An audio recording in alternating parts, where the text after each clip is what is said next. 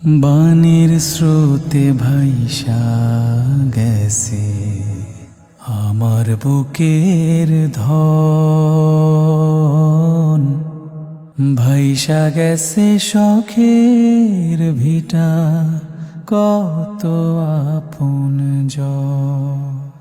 স্মরণকালের এক ভয়াবহ বন্যা, এমন মানবিক বিপর্যয়ে আগে দেখেনি ফেনী, নোয়াখালী, কুমিল্লা, লক্ষ্মীপুর তথা কুমিল্লা চট্টগ্রাম অঞ্চলের মানুষ।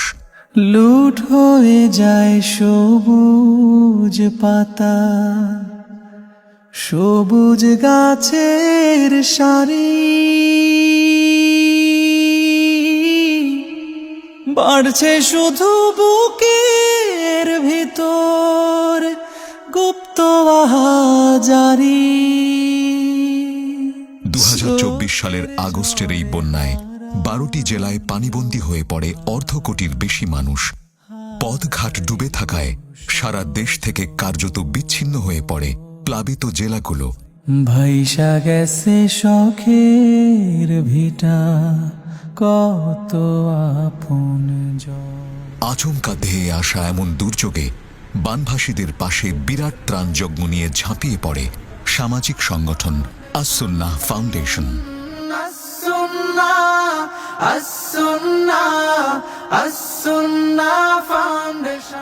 ত্রাণ ও পুনর্বাসন কার্যক্রমে 100 কোটি টাকার বেশি বন্দোবস্ত করার মাধ্যমে মানবিক সহায়তার ইতিহাসে রচনা করে এক নতুন মাইল ফলক।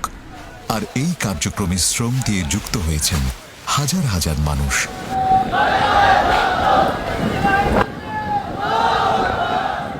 মাত্র 12 দিনে 15 লাখের বেশি মানুষ মোবাইল ব্যাংকিং এবং ওয়েবসাইটের মাধ্যমে অনুদান দিয়েছেন এই ফাউন্ডেশনে। পাশাপাশি কার্যালয়ে এসে ত্রাণ তহবিলে অনুদান দিয়েছে বিভিন্ন সংগঠন ও প্রতিষ্ঠান। এদেশের মানুষের মধ্যে কল্যাণকামিতা এত বেশি যে আমি আপ্লুত কিভাবে এক একটা দুর্যোগে মানুষ ঝাঁপিয়ে পড়ে, শুধু এই বন্যাতেই না, আমি সবসময় দেখেছি। তো এই আস্থাটাকে ধরে রাখার জন্য আমাদের সবারই চেষ্টা করতে হবে। ঢাকার সাতারকুলে মাদ্রাসাতুস সুন্নাহর বিশাল মাঠে 12 দিন ধরে চলে ত্রাণ প্যাকেজিং। দৈনিক এই কাজে যোগ দেন 2 থেকে 3 হাজার মানুষ। রিকশা চালক থেকে বিশ্ববিদ্যালয়ের শিক্ষক, শিশু থেকে বৃদ্ধ, এমনকি ভিন্ন ধর্মের মানুষও অনেকটা প্রতিযোগিতা করে নিজেকে যুক্ত করেন ত্রাণ প্যাকেজিংয়ের কাজে। এই বিশাল কর্মযজ্ঞ পরিদর্শন করেন ফিলিস্তিনের রাষ্ট্রদূত ও জাতীয় দলের ক্রিকেটার সহ বিশিষ্টজনদের অনেকেই। বন্যা দুর্গত অঞ্চলে মোট 2,20,000 পরিবারের কাছে ত্রাণ পৌঁছে দিয়েছে আস-সুন্নাহ ফাউন্ডেশন। এর মাধ্যমে প্রথম ধাপে 20,000 পরিবারের মধ্যে খেজুর, চিড়া, চিনি, লবণ ইত্যাদি শুকনো খাবার বিতরণ করা হয়। আর দ্বিতীয় ধাপে 1 লাখ পরিবারকে দেয়া হয় চাল, ডাল, তেল ও লবণের প্যাকেজ। এবং তৃতীয় ধাপে 1 লাখ পরিবারের মাঝে দেয়া হয় 25 কেজি করে চাল। এছাড়া গোখাদ্য হিসেবে 67 টন ভুসি সহ 3 ধাপে মোট 4,290.5 টন পণ্য সামগ্রী বিতরণ করা হয়। ফাউন্ডেশনের নিজস্ব তহবিল থেকে দেয়া হয় 3,498 টন চাল, 40 টন চিড়া, 200 টন ডাল, 120 টন খেজুর, 2 লাখ লিটার সয়াবিন তেল, 112.5 টন লবণ, 20 টন চিনি, 1 লাখ লিটার পানি, 67.37 টন ভুসি ইত্যাদি। এছাড়া বিভিন্ন ব্যক্তি, প্রতিষ্ঠান ও সংগঠনের পক্ষ থেকে আসা ত্রাণ সামগ্রীও দুর্গত অঞ্চলে বিতরণ করেছে আস-সুন্নাহ ফাউন্ডেশন। এসবের মধ্যে ছিল 44,888 কেজি চাল, 4,740.5 কেজি ডাল, 2,828 কেজি চিনি, 6,730 কেজি চিড়া, 1,168 কেজি গুড়, 1,792 কেজি খেজুর ইত্যাদি। ত্রাণ বিতরণের দিনগুলোতে প্রতিদিন ঢাকা থেকে কাভার্ড ভ্যান যাত্রা করে বানভাসী অঞ্চলের দিকে। এরপর সেখান থেকে পিকআপ ভ্যানে ত্রাণ সামগ্রী চলে যায় বিভিন্ন উপজেলায়। তারপর সেখান থেকে ছোট বড় নৌকা ও ভেলায় করে দুর্গত অঞ্চলের গহীনে পাঠানো হয় ত্রাণ।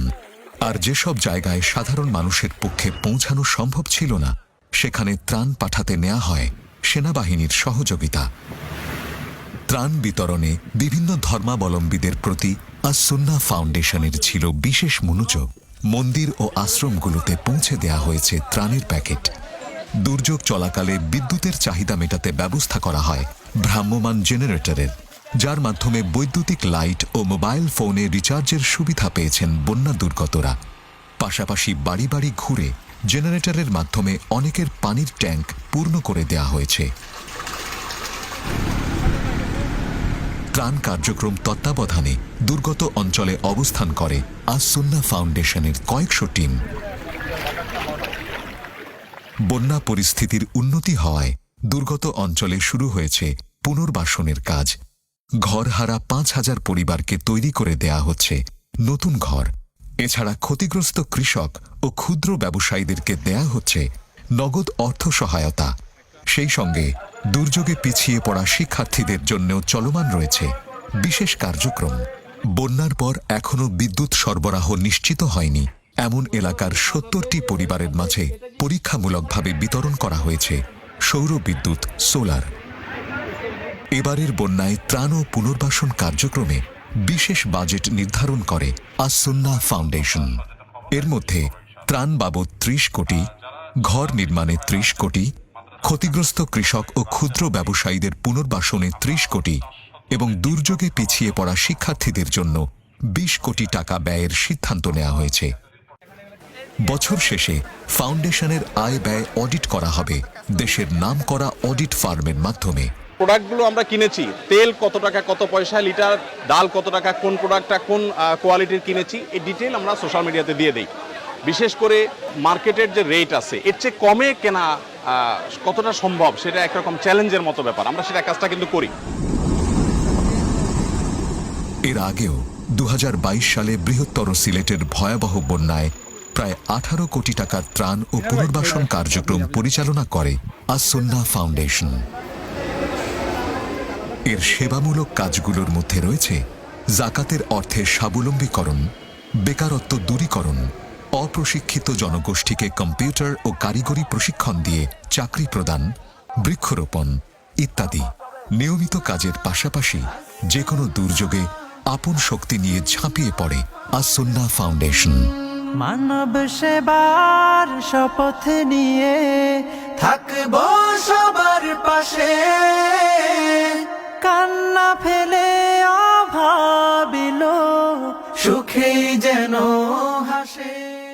যারা এই মানবিক কাজে অর্থ ও শ্রম দিয়ে সহায়তা করেছেন, আল্লাহ প্রত্যেকের প্রচেষ্টাকে কবুল করুন, আমিন। আস-সুন্নাহ ফাউন্ডেশন সম্পর্কে বিস্তারিত জানতে ভিজিট করুন www.assunnahfoundation.org।